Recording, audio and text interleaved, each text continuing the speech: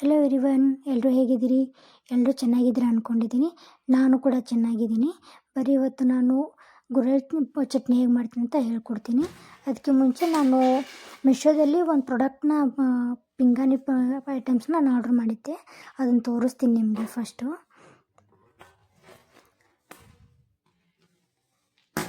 ಇವಾಗಲೇ ಬಂದಿತ್ತಿದೆ, ಜಸ್ಟು ನಾನು ಚಟ್ನಿ ಮಾಡ್ತಿದ್ದೆ, ಬಂದಿತ್ತಲ್ಲ, ಹಂಗೆ ನಿಮ್ಮ ವೀಡಿಯೋ ಮಾಡಿ ತೋರಿಸಿದ್ರೆ ಆಯಿತು ಅಂತ ಅದನ್ನು ಕೂಡ ಸ್ವಲ್ಪ ವೀಡಿಯೋ ಮಾಡಿಕೊಂಡೆ ನಾನು.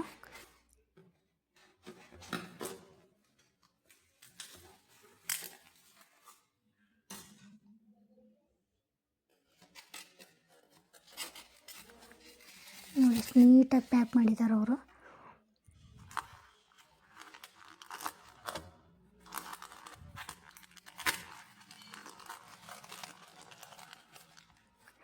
ಪಿಂಗಾಣಿ ಐಟಮ್ಸ್ನ ಒಂದು ಆರ್ಡ್ರ್ ಮಾಡಿದ್ದೆ. ಆ್ಯಕ್ಚುಲಿ ಸಣ್ಣ ಬೌಲು ಅಂದರೆ ದೊಡ್ಡದೇ ಇದೆ. ನಿಮ್ಗೆ ಹಂಗೆ ವೀಡಿಯೋದಲ್ಲಿ ಹಂಗೆ ಕಾಣಿಸುತ್ತೆ, ದೊಡ್ಡದಿದೆ, ತುಂಬ ದೊಡ್ಡದಂದರೆ ಒಂದು 1/2 ಲೀಟರ್ ಎಲ್ಲ ಹಿಡಿಸೋ ಥರ ಇದೆ ಇದು. ಆಮೇಲೆ ಕ್ವಾಲಿಟಿ ಮಾತ್ರ ತುಂಬ ಚೆನ್ನಾಗಿದೆ. ಆಮೇಲೆ ಪ್ರೈಸು ತುಂಬ ಕಡಿಮೆ ಇದೆ.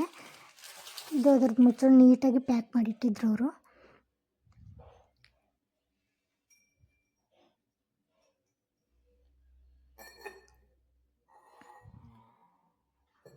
ಇದನ್ನು ಆರ್ಡ್ರ್ ಮಾಡಿದ್ದೆ.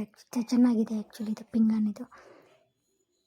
ಮುಂಚೆ ಒಂದು ಜಾರ್ನ ಮಾಡಿದ್ದೆ ಉಪ್ಪು ಹಾಕೋಕ್ಕೆ. ಆಮೇಲೆ ಇದನ್ನೊಂದು ಆರ್ಡ್ರ್ ಮಾಡಿದ್ದೆ. ಬನ್ನಿ, ಇವಾಗ ನಾನು ರೆಸಿಪಿನ ಹೇಗೆ ಮಾಡೋದು ಅಂತ ತೋರಿಸ್ತೀನಂತೆ.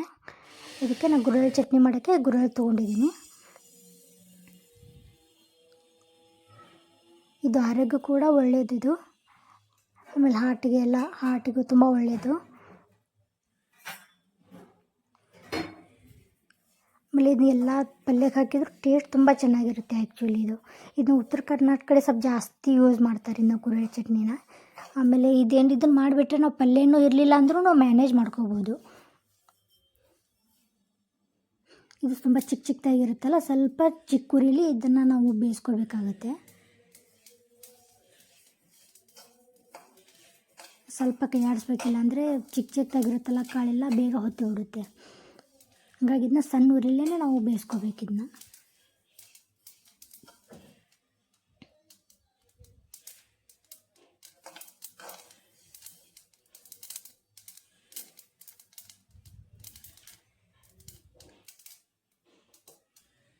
ಇದನ್ನ ಸ್ವಲ್ಪ ಆರಿಸಿ ಹಂಗೆ ಅಷ್ಟರಲ್ಲೇ ನಾನು ಇದು ಮಾಡ್ಕೊಳ್ತೀನಿ.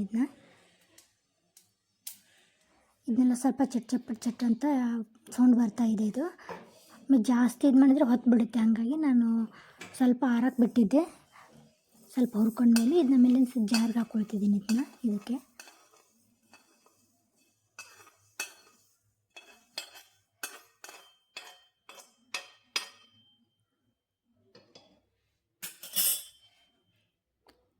ನೋಡಿ, ಈ ಥರ ಹುರ್ಕೊಂಡು ಜಾರ್ಗೆ ಹಾಕ್ಕೊಂಡಿದ್ದೀನಿ. ಇದನ್ನ ಸ್ವಲ್ಪ ಆರಕ್ಕೆ ಬಿಟ್ಟಿದ್ದೆ. ಇದಕ್ಕೆ ನಾವು ಉಪ್ಪು, ಖಾರ, ಆಮೇಲೆ ಬೆಳ್ಳುಳ್ಳಿ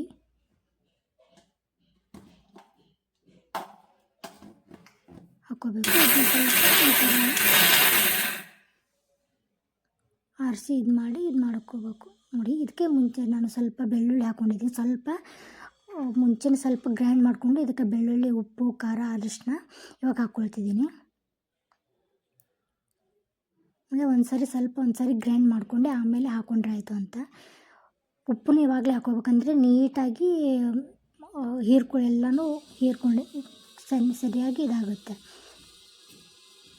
ಆಮೇಲೆ ಸ್ವಲ್ಪ ಕರಿಬೇವನ್ನ ನಾನು ಸ್ವಲ್ಪ ಇದು ಮಾಡ್ಕೊಳ್ತೀನಿ. ಹಸಿ ಅಂದರೆ ಚಟ್ನಿ ಎಲ್ಲ ಕೆಟ್ಟೋಗ್ಬಿಡುತ್ತೆ. ಹಾಗಾಗಿ ಸ್ವಲ್ಪ ಇದನ್ನ ಬಿಸಿ ಮಾಡ್ಕೊಳ್ತೀನಿ ನಾನು. ಇದು ಆರಿದೆ. ಇದನ್ನು ನಾನು ಇವಾಗ ಮಿಕ್ಸಿಗೆ ಹಾಕ್ಕೊಳ್ತೀನಿ. ನೋಡಿ, ಇವಾಗ ಸ್ವಲ್ಪ ತಗೊಳ್ತೀನಿ. ನೋಡಿ, ರೆಡಿ ಆಯಿತು. ಪ್ಲೀಸ್ ನನ್ನ ಚಾನಲ್ ನೋಡಿ ಸಬ್ಸ್ಕ್ರೈಬ್ ಮಾಡಿ, ವಿಡಿಯೋ ನೋಡಿ ಲೈಕ್ಸ್ ಕಮೆಂಟ್ಸ್ ಹಾಕಿ. ಪ್ಲೀಸ್ ನನಗೆ ಸಪೋರ್ಟ್ ಮಾಡಿ. ಗುರೆಳ್ಳು ಚಟ್ನಿ ತುಂಬ ಚೆನ್ನಾಗಿರುತ್ತೆ, ನೀವು ಮಾಡ್ಕೋಬೋದು.